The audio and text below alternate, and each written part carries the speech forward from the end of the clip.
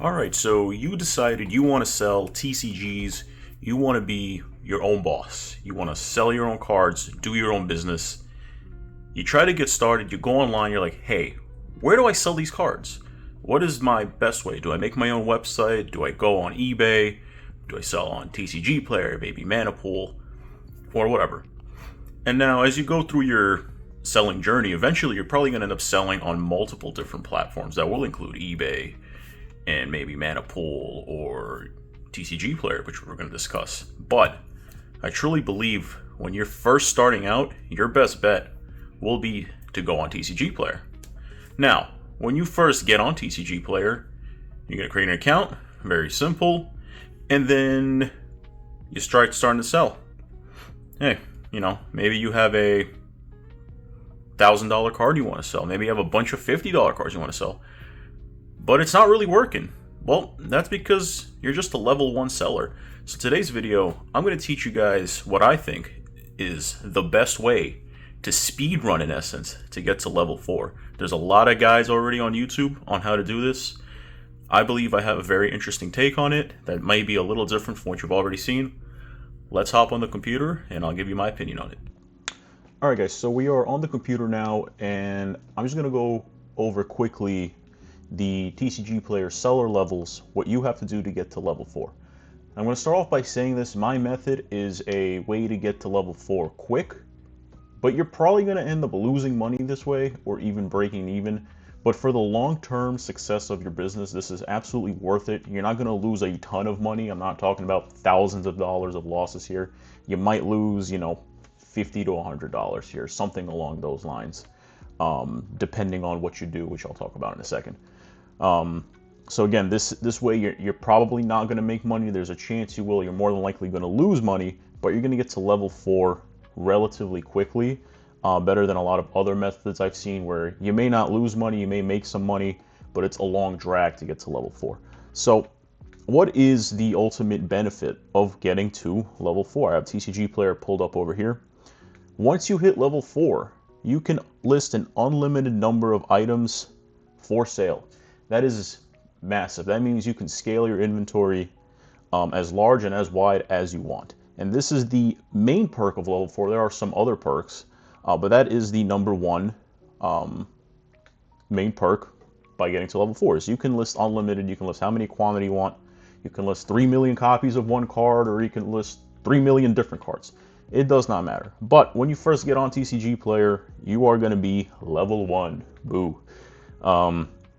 The issue with level 1 is you're limited to 100 total items. That means you can have 3,000 cards. It does not matter. You are getting stuck with listing 100 total items. As it says here, all new sellers begin here. Not to mention, your dollar limit is $1,000. So let's say you're somebody that's starting off selling their collection. You have some $50 cards, $100 cards, $200 cards. You can only really list a few of those before you hit that $1,000 cap. And it does not matter if it's one card that's $1,000 or 20 $50 cards. It's going to cap you. You can't go anymore. So what do you got to do to get to level 2? You just got to complete 2 orders that have reached the expected delivery date. For standard US shipping orders, it's 7 to 10 days.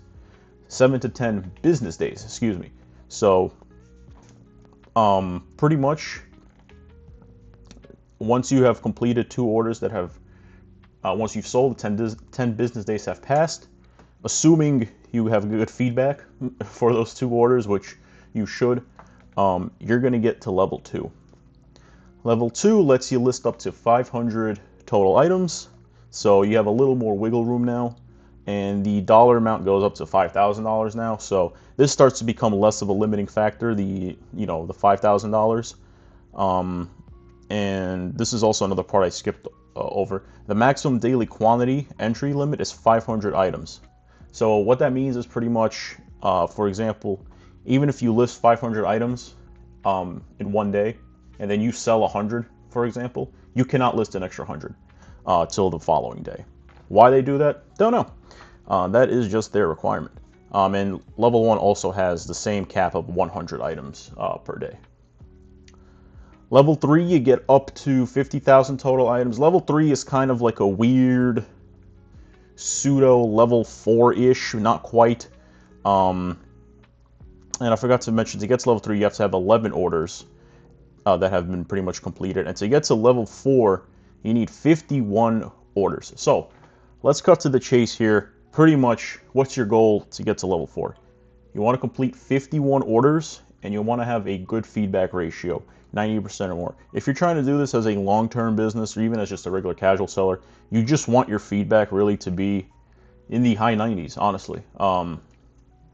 You really want 99 and above, and this should not even be a concern. You should always be providing great customer service. So our objective here is to get to these 51 orders. Now, you hit level 4, like I said, you get unlimited items that you can list. You also get the ability to now charge free shipping, which you cannot do at these previous levels, and that's going to be an important talking point. You can now offer free shipping if you so choose. You can change your shipping. You can charge $249, you can charge $179, whatever you want to do, whatever you think is going to work best for you is what you can charge. Then there's also some other stuff that you can now, use the pricing tab, which is nice. You can import and export data and a bunch of other stuff. I'll go into the exact specifics of level 4 in a different video. But what is my opinion? How do you get to level 4 the quickest? Well, when I first started on TCGPlayer many moons ago, the way I realized the quickest is simply buy the newest set that you are interested in for whatever product you're selling. So let's go over here. I'm primarily a Yu-Gi-Oh seller, although I do dabble in majority of other card games. But let's say, if we're using Yu-Gi-Oh as an example, I would buy the most recent set that you can go in and either get in your Targets, Walmarts, or order on Amazon that's available, and it has to be one of the more recent sets. Why does it have to be one of the more recent sets? The demand for those cards is still very high. If I open Battles of Legend Glorious Gallery here, make sure I have high to low. Right now, the chances of you getting any of these high value cards from a box or two, not very likely. And that's what I mean when I say go buy the most recent set. Buy a booster box, maybe 2.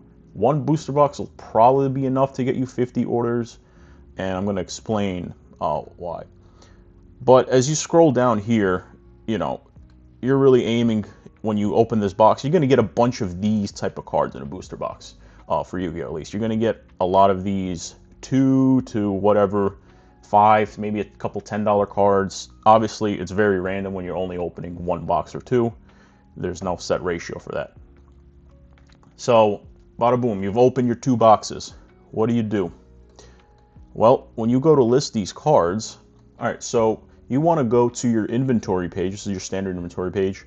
You want to pull up whatever product you're opening. This is Pokemon, if this is Chaos Rising or Ascended Heroes, or those are a little more expensive products if you don't want to dump that much money in to crack open right away. And you're just going to filter to this. Your main focus is to list cards that are in that $10 range. Why? Well, when you are level 1, you have an automatic shipping set for $4.99. Alright, hey, this is Paul editing here. So I said shipping when you're level 1 is set to $4.99 automatically. That's just not true. I was just straight line. It is, although, guaranteed to be $149. So any order you have, your shipping will automatically charge $149. So the rest of the video I am talking about it based on $4.99. I guess I just misremembered.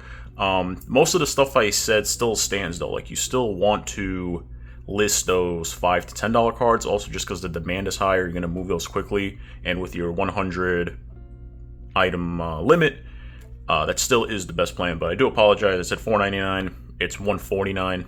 Oops. Clean out all your inventory. They're going to add a bunch of cards that are, let's say the card is worth $3 and you list it at a penny for $4.99.